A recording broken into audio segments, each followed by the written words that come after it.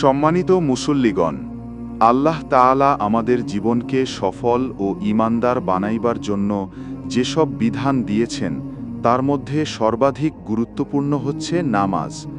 নামাজ হল ঈমানের নিদর্শন, আল্লাহর সাথে যোগাযোগের পথ, গুনাহ থেকে রক্ষা পাওয়ার সর্বশ্রেষ্ঠ উপায়।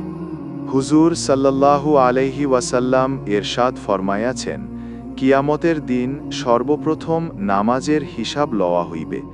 যদি উহা উত্তম ও পরিপূর্ণরূপে পাওয়া যায় তবে অন্যান্য আমলও সঠিক বলিয়া গণ্য হইবে, আর যদি উহা খারাপ হয় তবে অন্যান্য আমলও খারাপ বলিয়া গণ্য হইবে। তারগীব তাবারানী। হজরত ওমর রাজিয়াল্লাহু আনহু তাহার খেলাফতের যুগে সব এলাকার শাসনকর্তাদের নামে একটি ফরমান পাঠাইয়াছিলেন যে, আমার নিকট সবচাইতে গুরুত্বপূর্ণ বিষয় হইল নামাজ।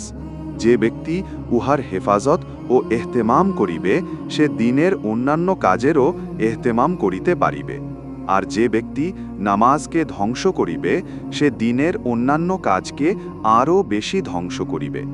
ফায়দা: নবী করিম সাল্লাল্লাহু আলাইহি ওয়াসাল্লামের এই পবিত্র বাণী এবং হজরত উমর রাজিয়াল্লাহু আনহু এর ঘোষণার উদ্দেশ্য বাহ্যতঃ ইহাই, যাহা অন্য হাদিসে বর্ণিত হইয়াছে যে, শয়তান মুসলমানকে ততক্ষণ পর্যন্ত ভয় করে যতক্ষণ পর্যন্ত সে পাবন্দির সহিত উত্তম রূপে নামাজ আদায় করিতে থাকে, কেননা ভয়ের কারণে তাহার সাহস হয় না।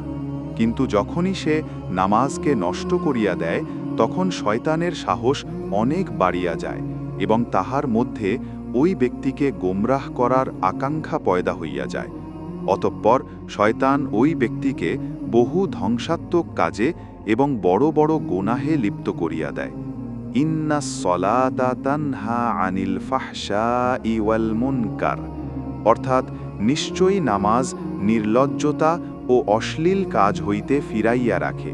হে মুসল্লিগণ, নামাজ শুধু একটি ইবাদত নয়, এটি সমগ্র দ্বীনের ভিত্তি, নেক আমলের চাবিকাঠি এবং জিন্দেগীর সফলতার দরজা।